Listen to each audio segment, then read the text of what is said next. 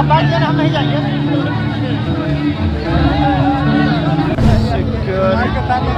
ले लगा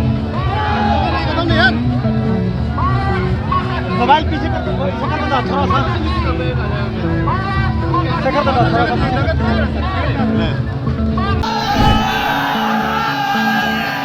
बिल्कुल जोश और ऊर्जा में किसी प्रकार की कमी नहीं होनी चाहिए। बस कुछ ही मिनटों में वो घड़ी आ गई जिसकी हम सभी प्रतीक्षा। रोजगार मंत्री, केंद्रीय युवा मामले और बाबा साहेब भीमराव अम्बेडकर की जयंती के पूर्व जो है राजधानी पटना में बड़ा कार्यक्रम का आयोजन भारतीय जनता पार्टी के द्वारा किया गया था। इस कार्यक्रम में खेल मंत्री हैं मनसुख मंडाविया, वो पहुंचे थे दिल्ली से, और उसके बाद दोनों डिप्टी सीएम सम्राट चौधरी और विजय सिन्हा, तमाम वो नेता भाजपा के प्रदेश अध्यक्ष दिलीप जायसवाल भी मौजूद थे। और इस बीच जो है वो तमाम तस्वीर आप देख रहे हैं किस तरीके से यहाँ से हरी झंडी दिखाकर इस यात्रा, जो पदयात्रा है, इस पदयात्रा को रवाना किया गया। खुद साथ में मनसुख मंडाविया इस पदयात्रा में शामिल हैं और सीधे हम तस्वीर दिखा रहे हैं गांधी मैदान से हाईकोर्ट तक ये यात्रा जाएगी।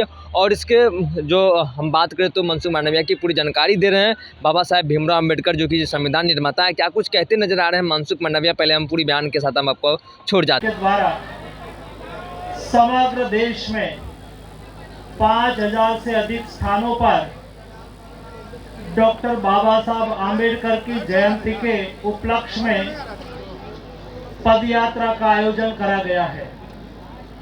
पटना के गांधी मैदान से भी इस पदयात्रा का आयोजन किया गया है। पदयात्रा का उद्देश्य है डॉक्टर बाबा साहब आम्बेडकर की जयंती के अवसर पर देश में जहां भी बाबा साहब का स्टैच्यू हो, स्टैच्यू पर फूल माला अर्पण हो, स्टैच्यू की सफाई की जाए, स्टैच्यू को स्वच्छ करा जाए, और ये भी देश के युवाओं के द्वारा। दोस्तों, देश के युवा ये देश का भविष्य है, और डॉक्टर बाबा साहब आम्बेडकर जिन्होंने देश को कॉन्स्टिट्यूशन दिया, बंधारण दिया, जिन्होंने देश को समानता की राह दी, देश में शोषित, पीड़ित और वंचितों के लिए लड़ाई भी लड़ी और कॉन्स्टिट्यूशन के द्वारा उसको अपना अधिकार भी दिया। ये अधिकार को लेके देश के युवा इस कॉन्स्टिट्यूशन के रास्ते पे आगे बढ़ के संविधान को सम्मान करते हुए विकसित भारत के लक्ष्य को साकार करे। इस दिशा में आज का अवसर एक प्रेरणा का अवसर है। आज के दिन के अवसर पर ये पद यात्रा के द्वारा देश के युवा डॉक्टर बाबा साहब से प्रेरणा ले, डॉक्टर बाबा साहब के जीवन कवन से प्रेरित होके विकसित भारत की संकल्पना में अपना सहयोग दे। देश के हर नागरिक नेशन के प्रति अपना कर्तव्य का निर्वहन करे। जब 25 साल देश का अमृत काल का समय है, जब देश आजादी का शताब्दी वर्ष मनाता हो, तब देश के प्रधानमंत्री जी ने देश को विकसित भारत बनाने की संकल्पना रखी है। लेकिन एक विकसित भारत के स्टेक होल्डर कौन है? एक विकसित भारत के कर्णधारक कौन है?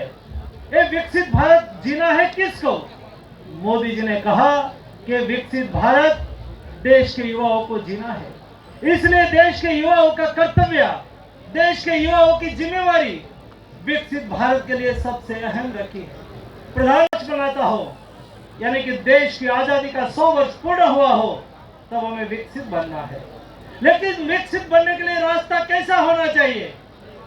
दोस्तों, भूतकाल गवाह है। 1985 में देश में सम्मानीय राजीव गांधी देश के प्रधानमंत्री हुआ करते थे। उन्होंने 21वीं सदी का नारा दिया था, लेकिन 21वीं सदी की ओर देश को ले जाने के लिए पाथवे नहीं बता पाए थे। और हुआ था ऐसा, जब पटना से कभी किसी को दिल्ली जाना है, दिल्ली जाने के लिए रेलवे में जाना है, तो पहले टिकट लेनी होती है। टिकट लेने के बाद ट्रेन के टाइम पर रेलवे स्टेशन पहुंचना होता है, और जब ट्रेन का समय हो जाता है तो 5 मिनट पहले जिस कोच में आपकी सीट है, एक कोच के सामने खड़े रहना होता है। जो आप इस कोच के सामने खड़े नहीं रहेंगे, ट्रेन तो आती है, 3 मिनट रुकती है, चली जाती है, आप ट्रेन में सीट नहीं ले सकते हैं। शायद हुआ ऐसा ही भूतकाल में। 21वीं सदी की ट्रेन तो आई, लेकिन इस समय की सरकार रेलवे स्टेशन के कोच पर यानी कि 21वीं सदी के रास्ते पे नहीं पहुंच पाई थी। और 21वीं सदी तो आ गई, लेकिन 21वीं सदी में हम विकसित भारत नहीं बना पाए थे। लेकिन मोदी जी ने संकल्प लिया कि हमें विकसित भारत बनाना है, देश के युवाओं को विकसित भारत का पार्टनर बनाना है, देश के युवाओं को लीडरशिप देनी है, 1 लाख युवाओं को नई लीडरशिप देने के लिए तैयार करना है। और उसके लिए मोदी जी ने माय भारत प्लेटफॉर्म तैयार करा। 1 करोड़ गोल, जहां 27 वर्षों के सफर में 17,000 से भी अधिक छात्रों ने डॉक्टर एवं इंजीनियर बनकर भरे सफलता की ऊंची उड़ान, जहां साधारण छात्र भी बिहार टॉपर्स बनकर बना रहे इतिहास।